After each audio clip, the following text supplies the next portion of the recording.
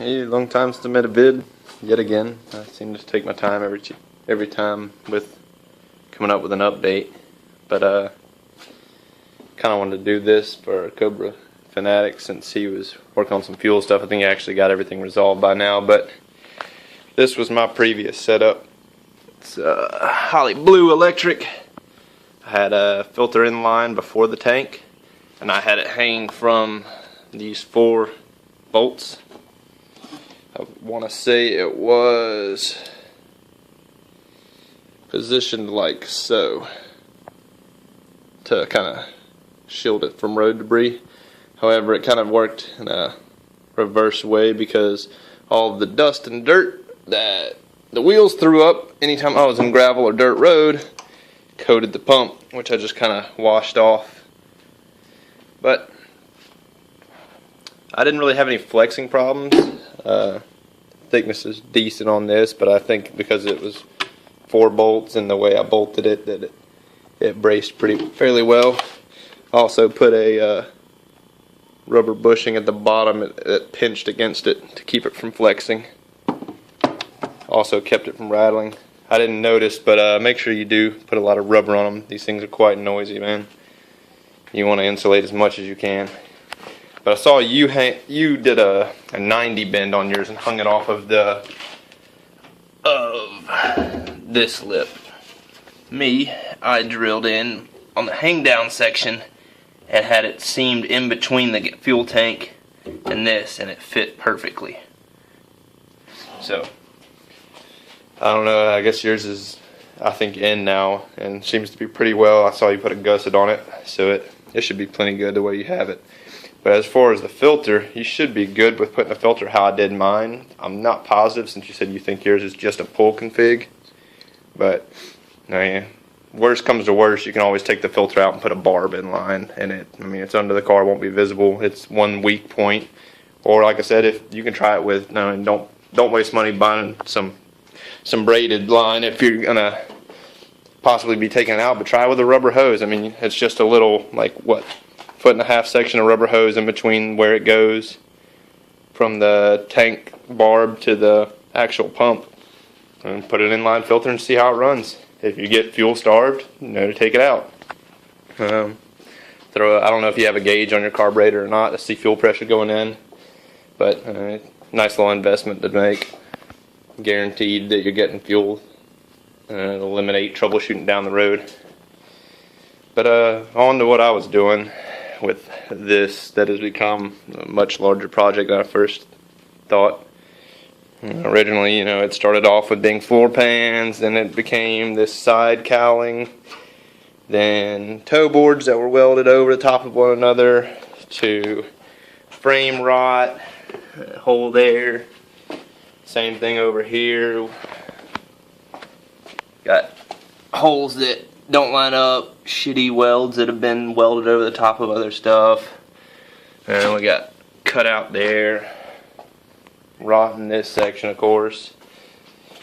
So then I built this rotisserie, spent, I don't know, maybe a month building, got it all put together, got ready to mount it up to the car so I could do the floor pans nice and easy, and realized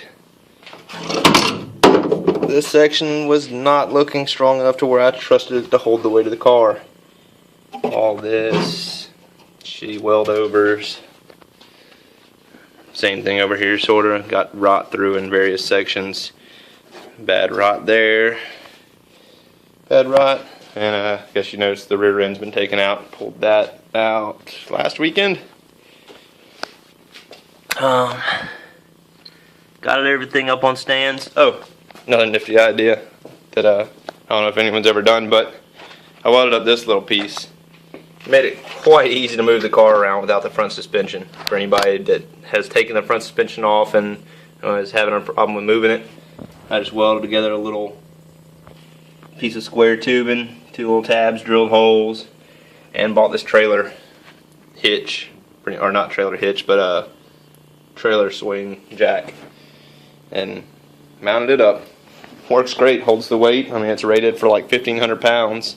That's more than enough to hold this little front piece. but allows me to jack it up, rotate it where I need to, and then put it back on stands to support it just in case, because I wouldn't trust being underneath it with that, but it works for moving it. Floor pans are still cut out. I'll probably end up replacing those rails, even though they don't look too bad. But I think I'm just going to go ahead and replace them. The floor pans are all inside the house. Bought them a couple months back when I was thinking that was my next step. But I think I'm going to start with this trunk area first.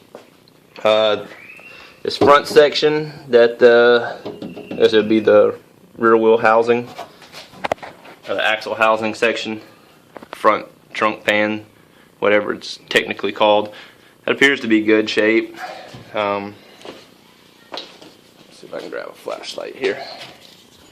It's a little ghetto thing.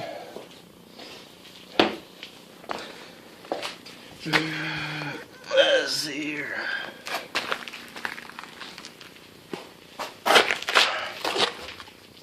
Everything underneath here looks to be good. No rot in any of these corners that I saw.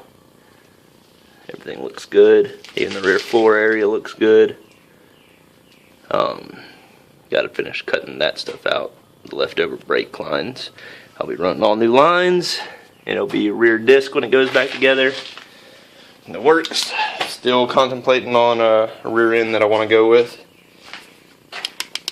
I don't know if I'm just gonna chop up on one of my 9-inch rears I have. Speaking of which, if anybody needs a 9-inch rear, let me know. You'll have to take it to a rear end shop and have them cut to fit, because they don't fit Mustang. They're out of a truck, but they are Ford 9s that I need to get rid of.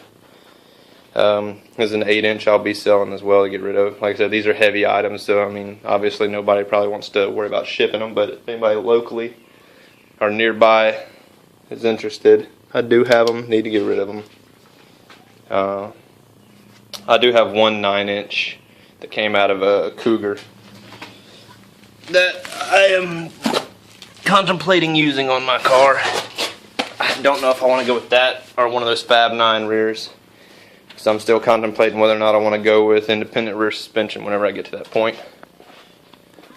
Well, the wheels that came off the Cougar as well.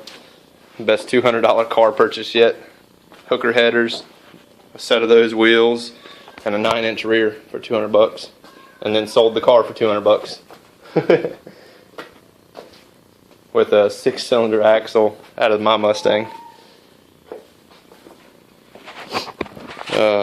But that's where it stands right now. I'd asked the question about this rear section, about whether or not I could lift in a full rear pan, trunk pan, which I don't know if I'm going to go that route since this front section looks to be good.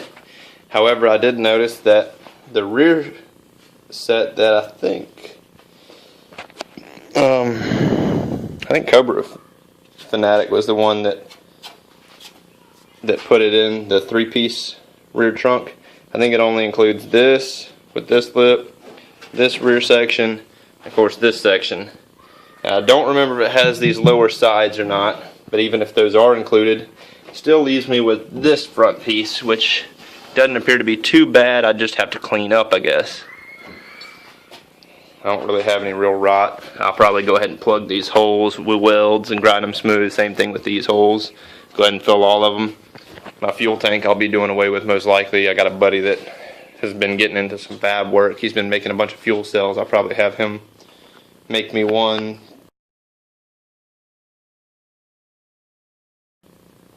And my phone decided to cut me off for some reason, but got a buddy that does fuel cells, or fab work, that has been making fuel cells. I'll probably have him make me one anyways.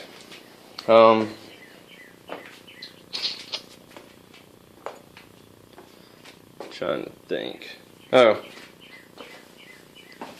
if anyone needs a starter, I have to remember exactly what tooth it's for. I want to say the clutch and flywheel I had in this was to go with a T5 setup.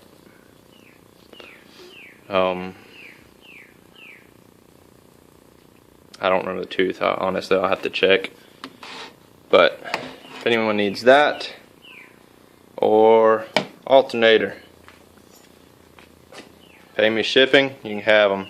I need to get them out of here. I know they aren't really worth much, but if anyone needs them, you know, they're here. A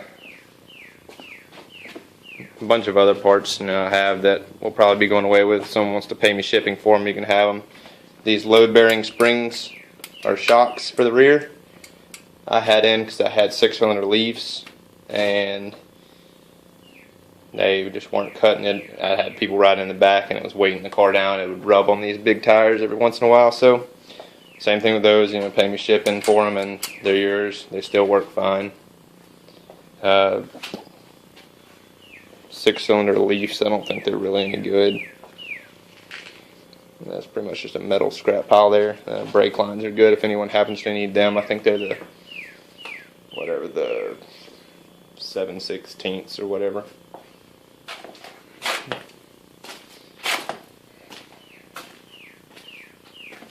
Five 16ths. I think it's 5/16, right below 3. So yeah, 5/16. I think that's it for now. And of course this will be up for sale. I won't be using it since I'm going fuel injected later. So if anybody's interested in a Holly Blue, let me know. You can have the bracket and all too. That filter probably needs to be changed, I'm sure. It's been sitting for a little while. I'm sure it's nice and gunked up by now. I'll have to test the fuel pump, make sure it still works fine, but I'm sure it does. If anything, run some carb cleaner or something through it. Clean it right out. But that's it for now. If anyone has any questions or any advice to give, let me know. Like I said, I'd like some input on this rear trunk area. Still deciding on what I want to do with it. I think I'm go ahead and get a sandblaster just to see how bad everything is. I'll have to hang some visqueen and shit from the ceiling to keep it from going everywhere, but I want to blast out this area and see how bad it actually is. Make sure there's no Bondo or anything on the inside quarters here and here or whatever.